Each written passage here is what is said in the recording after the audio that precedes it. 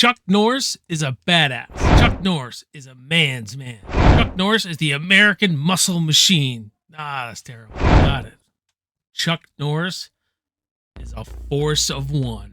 Gulager, calling Raven. Payback time. Come on! Come with me if you want to live. You just don't turn it off! What is going on, everyone? Welcome back to the channel. My name is Jason. You're watching BACKTRACK Cinema, where we talk movies of the past that you know and love. Welcome back to the new year, guys. We got a lot planned, and we're going to be doing 70s action movies all month here on the channel. And in this video today, we'll be reviewing A Force of One, a kind of a little obscure Chuck Norris film. This was his third film where he was the lead role. So there was Breaker, Good Guys Wear Black, and this one, A Force of One. Now, for me, I don't need a whole lot in a Chuck Norris film to really make me happy. You know, Chuck Norris is more about his persona, his fighting skill, you know, his really tough guy ambience.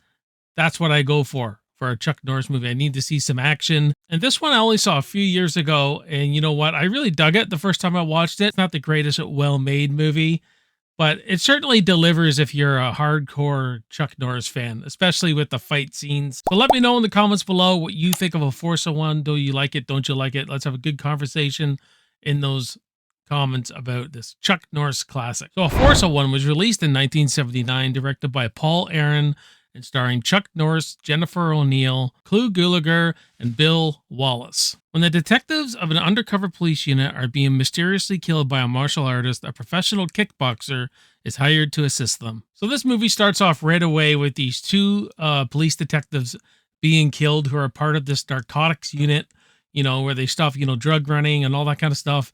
And they get killed. They get, you know, blindsided. They don't know what hit them by a martial artist, someone who's really skilled in fighting. So they seek out the aid of a kickboxer, where we're introduced to Chuck Norris, who plays Matt Logan. So he goes along, he helps them with their investigation. He teaches them the basics of karate and kickboxing so they know what they're getting into with this stuff. So this movie's a martial arts movie mixed with a crime movie, which I kind of really liked. I liked how that was like a detective story. You mix some martial arts in there. I'm good. I like that kind of stuff. Include Gulager, you know, great actor I like from Return to the Living Dead, who plays Bert. He's kind of like the leader of this narcotics unit who seeks out Matt Logan. And Matt Logan, played by Chuck Norris here, is a character who's had some history with drugs in his past, where he has a son named Charlie who he adopted. He used to come to the gym all the time. His mom OD'd on drugs. There's this past history that, you know, conflicts him morally to help them or not to help them. And you'll see a scene where he's kind of conflicted. He's training for a heavyweight fight. He's running a school. He doesn't really have the time. But what's happened in his past, what happened to his son's mother, who he was not romantically involved with or anything, but, you know, he feels a responsibility to help the police out. And I do like that about his character. I think Chuck Norris brings what he can to this role. I mean, you don't ask too much for Chuck Norris as far as the acting. That's not what we're going for him. But for me, he really does take the reins of this role. And I do like the relationship between Charlie and Chuck Norris, his adopted son. You know, he's trained him all his life.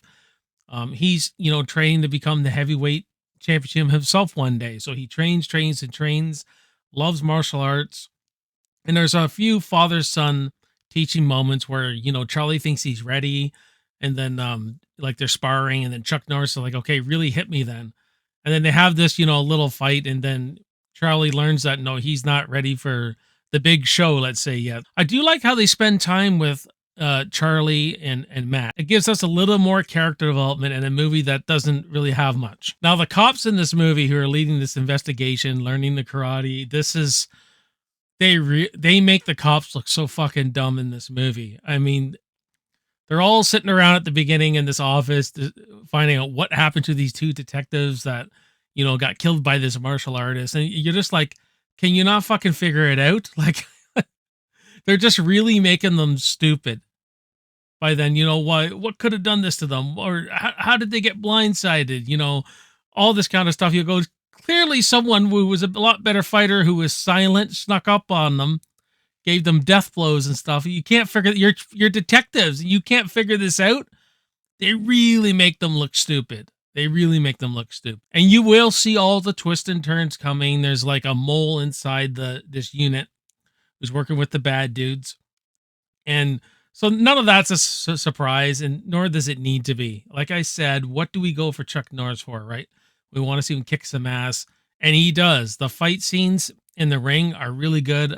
I really like the way the opening fight's kind of handled, where you see who Chuck Norris is and defending his title and all that kind of stuff. There's a lot of really good POV. You know, it's pretty raw, it's pretty real.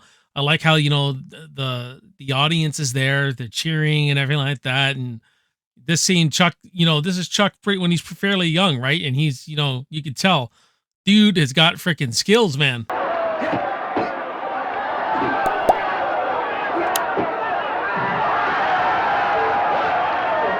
And where this story moves along and it gets personal for Chuck Norris is when his son Charlie gets killed by, he goes off investigating, trying to play cop. He realizes there's a mole within this narcotics unit.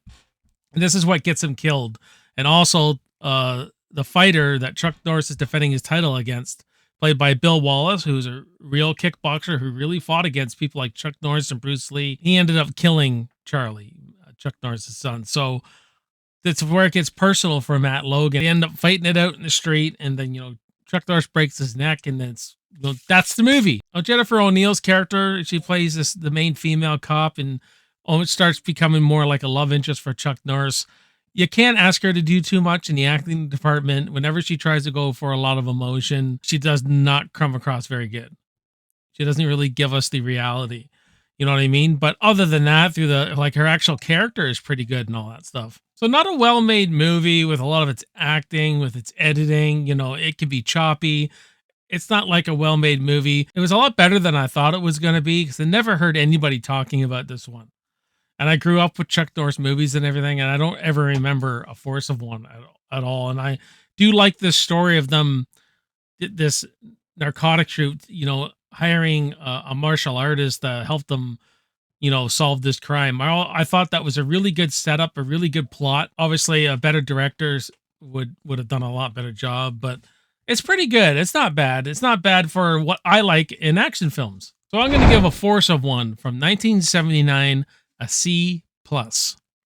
What about you? Let me know in the comments what you think of A Force of One. Let's have a healthy conversation in those comments. And if you like this kind of content, then stick around, because we're going to be doing a lot of 70s action.